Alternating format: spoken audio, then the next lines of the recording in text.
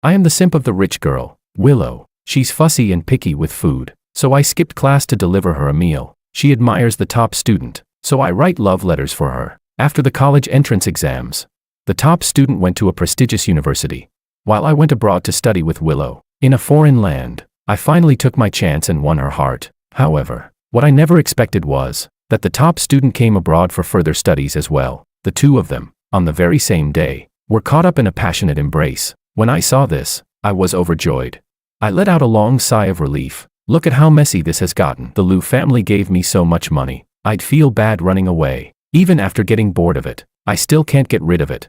Chapter 1. The Liu family is the most powerful and influential family in the compound. As the only daughter of the Liu family, Willow is treated like the moon surrounded by stars. So, I've always been Willow's shadow since I was little. The reason is simple: she's beautiful, yet foolish. If it weren't for the Liu family's opposition, she would have been snatched by a talent scout and dragged into the entertainment industry long ago. Looking at Willow's face, I could eat 2 more bowls of rice. Moreover, the closer I was to Willow, the higher my status at home became. As we grew older, everyone developed an awareness of gender. Boys and girls shouldn't be together all the time, but I was different. I still shamelessly stuck with Willow. Willow, under the expectations of everyone, grew into a graceful and delicate young lady. Her eyebrows were soft, her features exquisite, and she exuded a pure, youthful charm. Meanwhile, I gradually became the simp in everyone's eyes. They mocked me, looked down on me, and belittled me, but they didn't know how much I gained. Willow didn't like me, and I played the loyal dog role with my honest and clumsy demeanor, which made the Liu family trust me. My family got resources, and I followed Willow into a class filled with children of the powerful and wealthy. Chapter 2. The high school for the children of the powerful and wealthy is never dull. At home, my future was already planned out, with every path leading to the same destination. Even if one path didn't work, they could create a new one out of thin air. But I was different. My family could only guarantee that I wouldn't have to worry about food and clothing. In situations that required a strong family background, I wouldn't lose points, but that's about it. So, I chose to cling to Willow's leg. She's fussy and picky with food, so I skipped class to deliver her a meal. She admires the top student, so I gather information for her. The poor top student, who transferred in with a full scholarship and financial aid, had countless boys pursuing Willow. There were school bullies, handsome boys, second-generation stars, and children of officials, but they all failed. I even once suspected whether Willow might hate men, but at the moment Makoto stepped onto the stage to introduce himself, her eyes sparkled with stars. I immediately understood her thoughts and took the initiative to become her romantic advisor. With this opportunity, I became Willow's incredibly close male best friend and defeated her female simps in one fell swoop. Oh, by the way, these female simps never call themselves simps. They always regard themselves as Willow's sisters. It seems that because we have different genders, my flattery toward Willow is considered simping, while their behavior is viewed as girls help girls and just friendship. But that's nonsense. If I hadn't overheard them talking behind Willow's back, criticizing and slandering her, I might have believed it. So, I bought breakfast for Makoto, played basketball with him during PE class. It was the first time Makoto had encountered someone treating him this well at this school. He looked at me with gratitude and trust in his eyes. It was at that moment that I handed him the love letter I had prepared earlier. Makoto was speechless. He stood frozen for a moment, looking at me in disbelief. I quickly added, "It's from Miss Liu. She asked me to give it to you." As expected, Makoto was focused on his studies, and women would only slow him down from solving problems. So, without even looking at it, he tossed the love letter into the trash can. Willow went to see Makoto, but instead, she was sternly lectured by him. Makoto stopped talking to me altogether. I didn't care. I was busy comforting the heartbroken Willow. She had been pampered and spoiled, sailing smoothly through life, and this was the first time she had encountered such a setback. She drank wine, getting herself drunk after just one glass. After getting drunk, she leaned on my shoulder, her eyes filled with tears, asking me over and over, Why doesn't he like me?"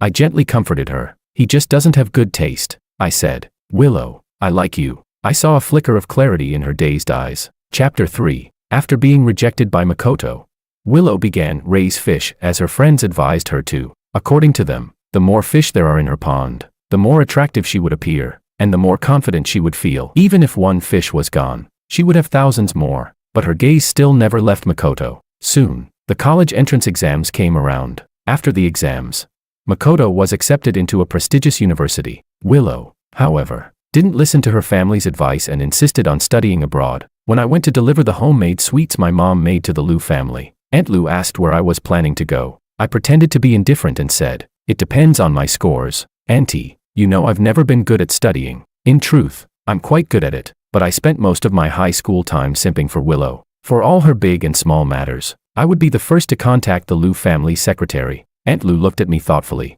That summer was an unbearably long wait for me. Others were waiting for their scores, their university acceptance letters, and the start of school. I, on the other hand, was waiting for the favor of Lady Luck. Finally, on a quiet summer night, Aunt Liu personally called and invited our family over. I still remember how cool the breeze felt that night, and how clear the sound of the cicadas was. As expected, with her daughter going abroad, they couldn't bear to be at ease. My future was inevitably tied to Willow for a long time. The brighter Willow's future was, the brighter mine would be. A month later, Willow and I went abroad, to one of the world's top universities. The way Willow's friends looked at me was full of jealousy. She gritted her teeth and said, "George, do you really like being a simp that much? Don't you have any self-respect? Oh wait, if you did, you wouldn't be delivering love letters for your goddess to other men. You're just a shameless waste. You can be a simp for life, like a clown. Look, look, look. How ugly is a woman's jealousy?" Chapter 4. After going abroad, Willow's popularity only grew. Her features became even more refined and three-dimensional. Her youthful aura gradually gained a mature charm, and her delicate curves added a hint of sensuality that made one's heart race. I continued to dutifully serve her, following her every command. In the first year abroad, Willow let loose, traveling around, exploring mountains and rivers. In the morning, she was in Seattle, and by night, she might be in Los Angeles, enjoying her freedom to the fullest. During the new year, Uncle Lou's mistress, along with her 13-year-old illegitimate child, caused a scene in front of Aunt Liu. Aunt Liu told Willow not to come home. I spent the new year with Willow in New York. As we waited for midnight to arrive, she suddenly asked me, "George, is it possible for someone's heart to stay the same?" I didn't hesitate and answered, "Yes, it is." Willow smiled and said, "But I think I've stopped liking Makoto. I can't even remember what he looks like. Back then, I thought I'd never liked anyone as much as I liked him. Honestly, I think Willow was just attracted to someone completely different from her. What kind of love is that?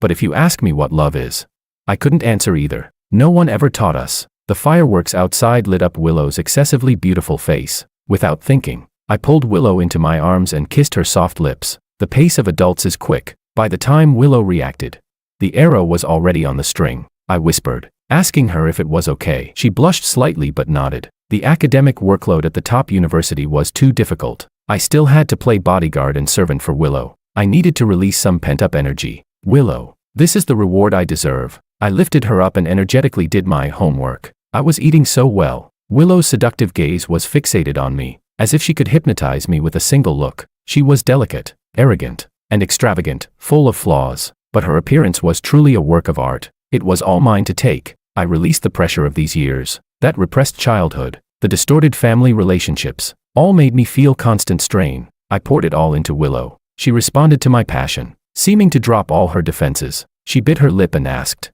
"George, do you really like me?" I absent-mindedly nodded and casually answered, "Yes, of course, I do," she said slowly. "Then George, you're not allowed to regret it." She stubbornly stared at me, as if she was trying to pierce my soul. For a moment, I felt a strange illusion. Could she like me?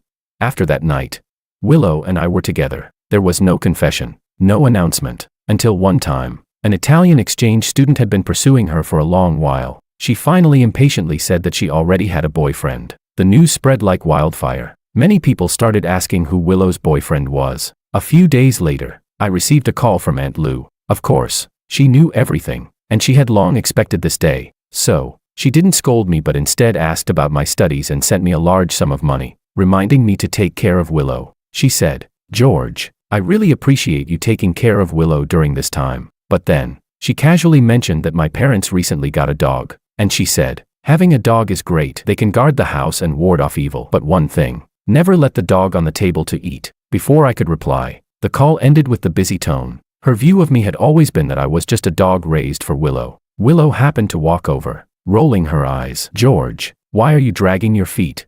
I turned around and smiled. "I'm coming." Chapter 5. For the remaining 2 years of college, Willow and I lived a shameless life. Mainly, I was the shameless one. Willow was very conservative about these things, always blushing every time. Maybe it was because the pressure of the past years had been too much for me. I had completely taken Willow, and sometimes when she saw me, her body would tremble. As graduation approached, we were preparing to return to our home country. I overheard Willow having an argument with Aunt Lou on the phone once. It seemed to be about a marriage arrangement. In the end, she responded with a reluctant, okay. That night, she was especially clingy. I thought that might be our last night together. She was probably about to break up with me. I waited for several days, but things were still as usual. I tentatively brought up breaking up with her. She glared at me angrily. Her cheeks puffed up like an annoyed pufferfish. She said, "I don't agree." She threw a tantrum, then threw herself into my arms and sobbed. "George, let's stay abroad, okay? Just the two of us, for a moment." I almost took her seriously, until Makoto appeared before her again. Chapter 6. Makoto was still as impressive as ever. Like a pine tree standing proudly on the cliff, he got into this school on his own merits, was sought after by professors, and won scholarships. I saw Willow gazing at him with admiration, instantly turning into a pure and innocent girl, like a love-struck fool. It was just like when Makoto first transferred here, standing at the podium introducing himself, but this time, things were different. This time, Makoto stepped down from his pedestal and walked over to her. He greeted her politely. "Willow, long time no see." They exchanged contact details. All the past unpleasantness seemed to have faded away. Once the storm has passed, they met again. They had both matured a lot. That day was also our 2-year anniversary. I had prepared a gift, cooked a whole table of dishes, and made a PPT and a short video, showing the moments of the past years. Willow said she would be back soon. I waited for 3 hours. Then, I received a call from Makoto saying, "George, Willow got drunk. Can you come pick her up?" I hesitated for a moment but still went. That night, she slept through the whole night, drunk. Then, on my birthday, she was called away by Makoto with a phone call. The streets were not very safe in the early hours of the morning, but with just one word from Makoto, Willow left without even saying goodbye to me and went to find him alone. At the restaurant, I waited for Willow for a long time, until I received a text from Makoto. He wrote, "George, you deliberately made me reject Willow back then, didn't you? No matter how much you try to stop it, those who are meant to be together will eventually end up together." I looked at those provocative messages and couldn't help but laugh out loud. He didn't know that I had wanted to break up for a long time. Willow didn't want to go back to the country, but I thought, she's a rich girl, spending hundreds of thousands a month. If her parents cut her off financially, how would I afford it? Besides, the Liu family had already arranged a future for me. If things went as planned, I would rise to prominence. My future would far exceed my father's. I would be the most successful in our family. And now, you tell me you're not going back.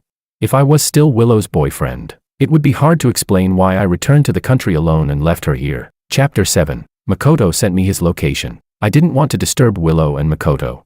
But then I suddenly remembered Aunt Lou's reminder. The Liu family's money wasn't given to me for nothing, and I had to keep an eye on things for Aunt Lou. No matter what, we can't go as far as creating a life, you know. I sent Willow a message, but she didn't reply. I grabbed the half box of cash left at home and took a cab over. At the building's entrance, I saw Makoto holding Willow's hand, looking at her with deep affection and saying, "I was really blind before. Why can I call you that?"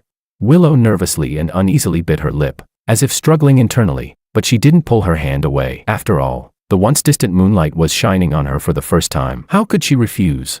Finally, she nodded and said, "Okay." Makoto saw me. He gave me a smile, then without hesitation, picked Willow up as they went upstairs. Willow's eyes stayed on Makoto the entire time, never once looking at me. They quickly went upstairs. I stood downstairs for a while, waiting for my turbulent emotions to calm down. A few minutes later, I knocked on Makoto's door. When the door opened, what greeted me was an extremely steamy scene. Willow was half leaning against the entryway cabinet, her long legs slightly bent, with her pale ankles barely visible. Makoto was holding the stockings she had taken off, his expression ambiguous. At the sight of me, Willow seemed surprised. She asked, "George, what are you doing here?"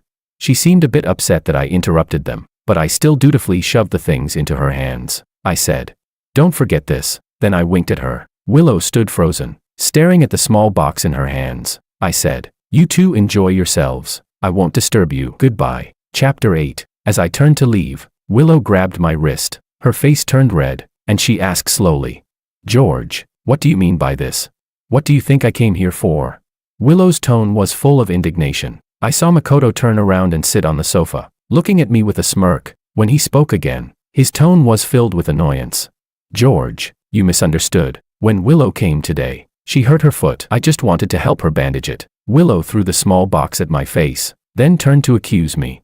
George, you really don't trust me, do you? I stayed here, suffering abroad to be with you, but what about you? Is this how you treat me? I've had enough. She was talking about the last time, when she missed our 2-year anniversary, and I hadn't fully let go of my feelings and said some harsh words. She said coldly, "Why do you always think everyone has ill intentions toward me? Do you think Makoto is like you? It's because you're uneducated. You're nowhere near as good as Makoto." With that, she turned around, sat across from Makoto, and placed her ankle in his hands again. The door was wide open, and this beautiful, eye-catching scene unfolded right in front of me. I sighed and kindly closed the door for them. Chapter 9. That night, I didn't sleep well. I had a dream. The moment I first met Willow as a child. My family is a blended one. Back then my father had just lost his wife, and my mother wasted no time bringing me to him, but he never really regarded me as his child. I have a half-brother from a different father above me, and a half-sister from a different father below me. At home my father commanded the wind and rain,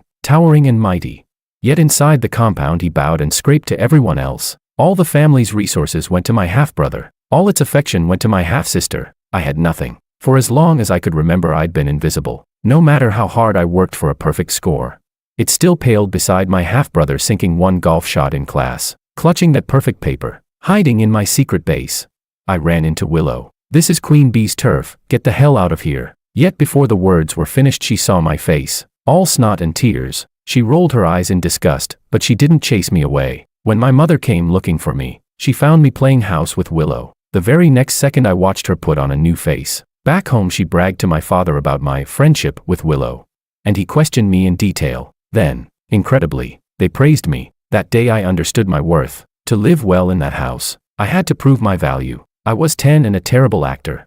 Yet Willow still accepted me as her playmate. When my half-brother tried to muscle in, Willow told him to scram. I rejoiced in secret and clung to Willow all the more. Year after year it went on. How could I not fall for her?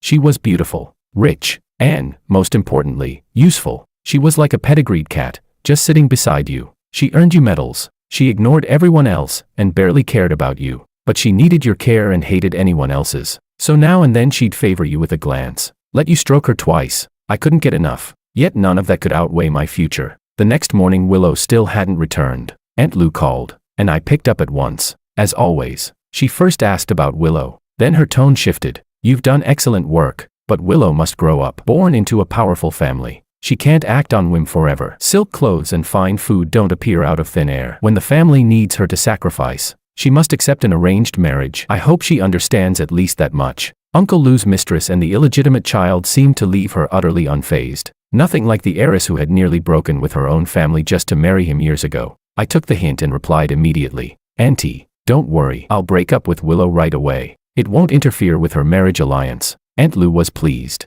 Though she still feigned concern, she laughed.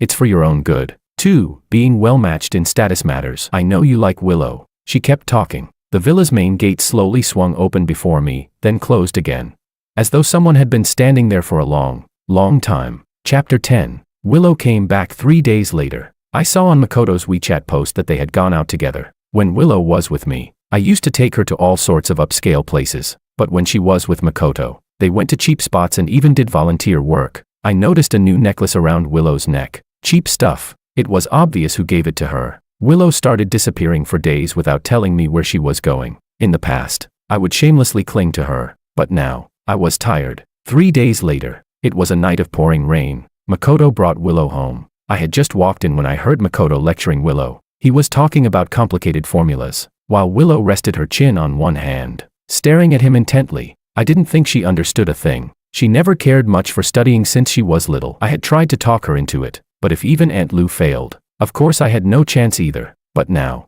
Makoto had succeeded. Willow even started asking questions, like a well-behaved student. The rain was getting heavier. When Makoto was about to leave, Willow stopped him. Willow said, "There are plenty of empty rooms in the villa. You can stay over." Makoto looked a little hesitant. "Is that okay? Shouldn't we ask George first?"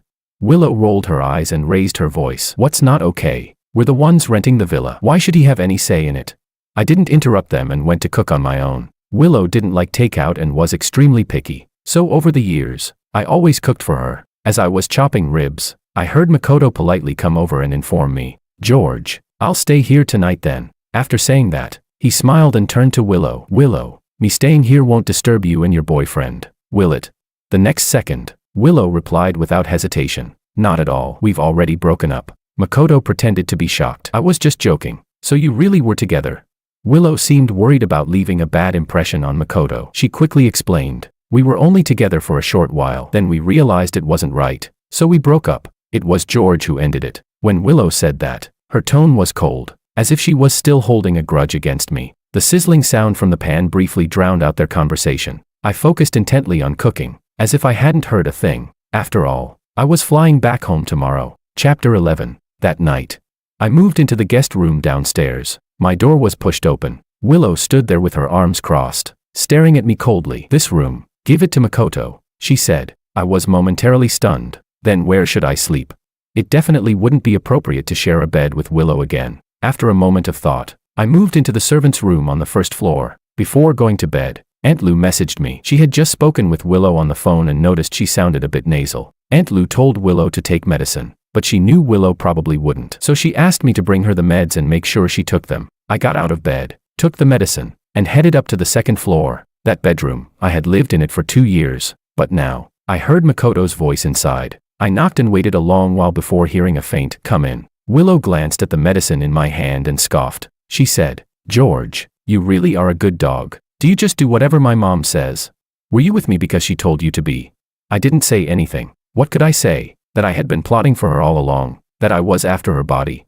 Seeing I wasn't answering, Willow frowned and said, "Fine. Since you're such a spineless loser, I've got nothing more to say." She looked at me with mocking eyes. "Useless. Compared to Makoto, you're really nothing." My heart tightened for a second, but just for a second. Take money, do the job. I had always understood that principle, so I went along with her words and said, "After all these years, I guess you've gotten what you wanted. I wish you two a happy future together." Willow stared at me in silence. Makoto, watching the drama unfold, casually made up an excuse and left. Only Willow and I were left in the bedroom. The air grew thick with awkwardness. My flight was tomorrow morning. That job needed me to start right away. I had already told Aunt Lou, and she had no objections to me leaving a few days early. I had always wanted to say goodbye to Willow, but it seemed I never found the right time. Tonight seemed like it. I cautiously said to Willow, "Actually, you could have Makoto take care of you." To my surprise, Willow refused. She shook her head. "No, Makoto's busy with his studies. He's the professor's star student. He doesn't have time to look after me. Your job is to take care of me." I suddenly fell silent. In that moment,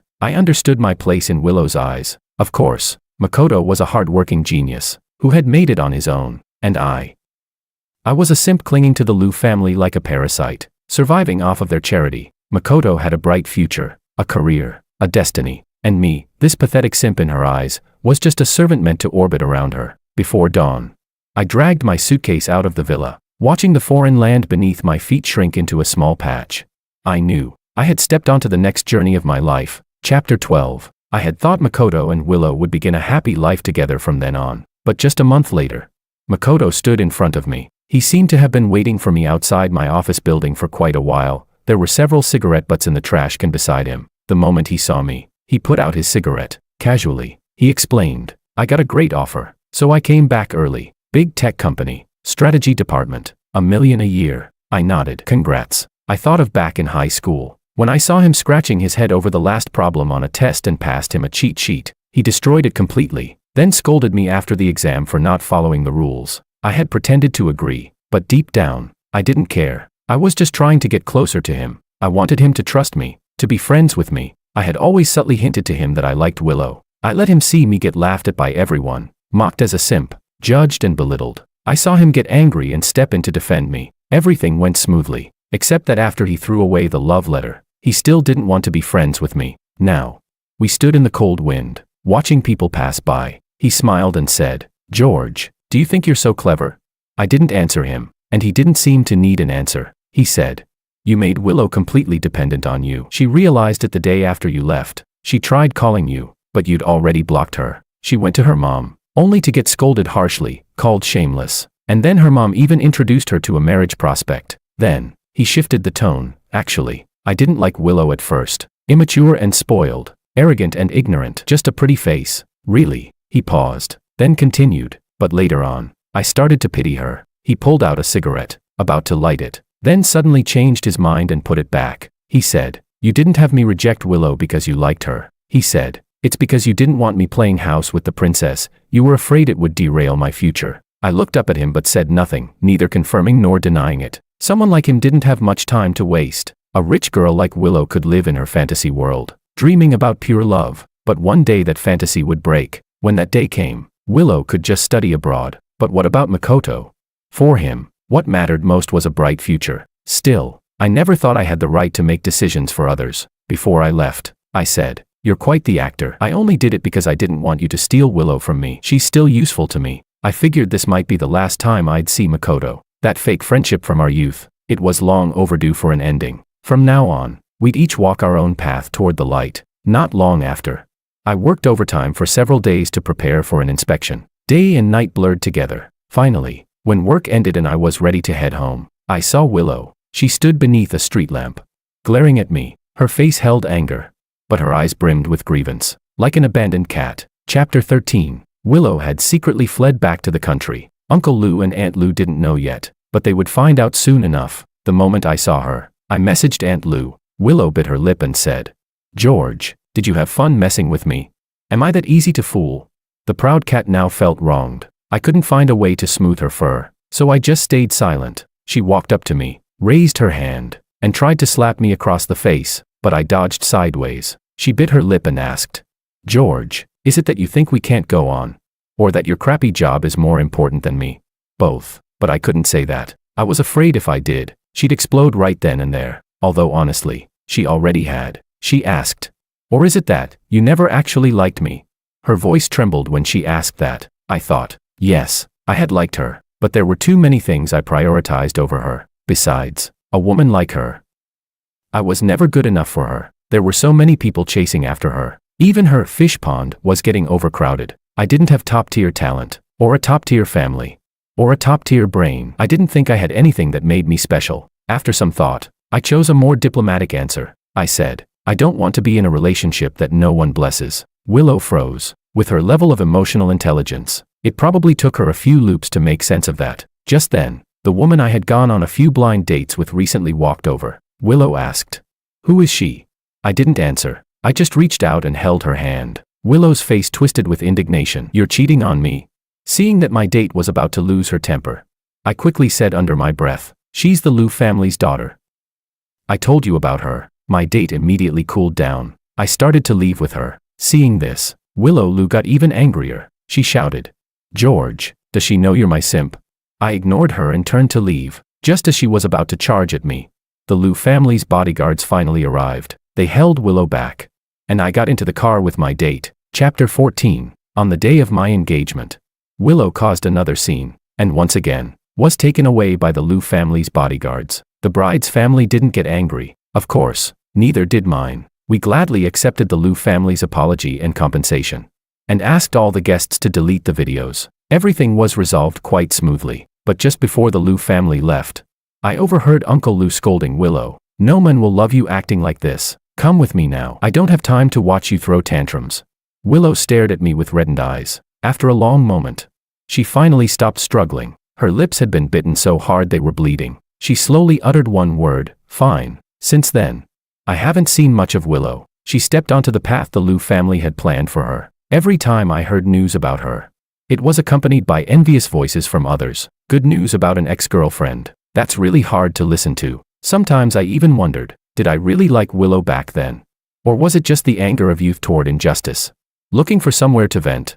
Chapter 15. 3 years later, my path to promotion hit a bottleneck. My wife and I discussed having a child. In these past 3 years, I hadn't seen Willow again, but sometimes, through a car window on the street, I'd catch a glimpse of a familiar silhouette. It was probably just my imagination. During holidays, when I returned to the family compound, I did bump into Willow a few times. I greeted her, and she nodded back, as if nothing had ever happened. After we decided to try for a child, we started discussing the matter seriously. We'd had a few intimate moments over the years, but neither of us was passionate about it. There wasn't much affection between us, but we were very clear. We were a partnership of mutual interest. She turned a blind eye to my affairs, and I let her do as she pleased. When I asked if she could have a child with me, she didn't refuse. She simply asked, "Boy or girl?" By asking that, She was implying in vitro fertilization. I said, either is fine. My family doesn't really have a say these days. What about yours?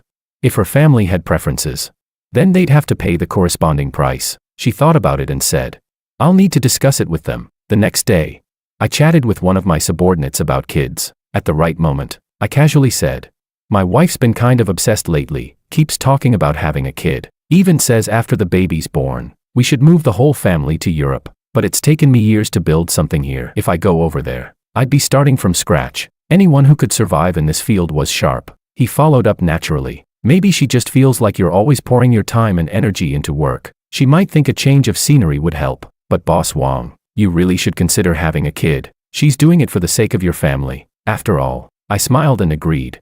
Yeah, I really should think it through. I knew this conversation would spread quickly. I took my wife to the hospital to consult about IVF. But just a few days later, I was transferred to a new post. So busy I barely had time to go home. A demotion on the surface, but secretly a promotion. Just like that, the road to advancement suddenly opened up, and the new department head took very good care of me. Of course I knew who had made it happen. Chapter 16. Another 3 years passed. My wife was caught in bed with someone else by the wife of one of the department heads. I took the chance to file for divorce, but she refused. It wasn't about love. It was because my position and income had become too valuable. She complained to me.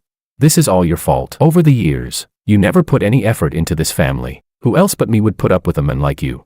Her tolerance was indeed impressive. Back then, she was willing to settle for me. And in the last 2 years, even after someone dug up my dark past, she still pretended to stand firmly by my side. But I didn't need any of that. When someone lacks something in childhood, they spend adulthood trying to make up for it. Like how my room as a child was tiny, just a converted storage space. Now, I bought a large home and combined 2 bedrooms to make a massive master suite. There were too many things I missed in childhood. So for all these years, I've been striving nonstop to make up for them. I suppose I've succeeded in compensating myself. Like that saying on the internet, I raised myself all over again. But I overlooked something. This was my first time raising myself, so I never really knew what it was I wanted. It felt like I'd gotten everything, yet somehow I had nothing. The divorce went relatively smoothly, as long as the compensation was right. The day I walked out of the Civil Affairs Bureau, I saw Willow sitting in a car by the roadside. She hadn't aged at all, still just as beautiful as back then.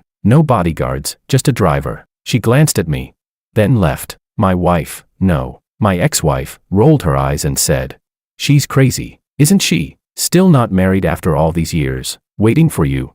She hears you're divorced, comes to find you, and then leaves without saying a word. I smiled and shook my head. It wasn't like that. I think she probably regretted not choosing that path back then. So she came to see for herself whether that path really would have been as beautiful as she once imagined. She could easily walk that road now.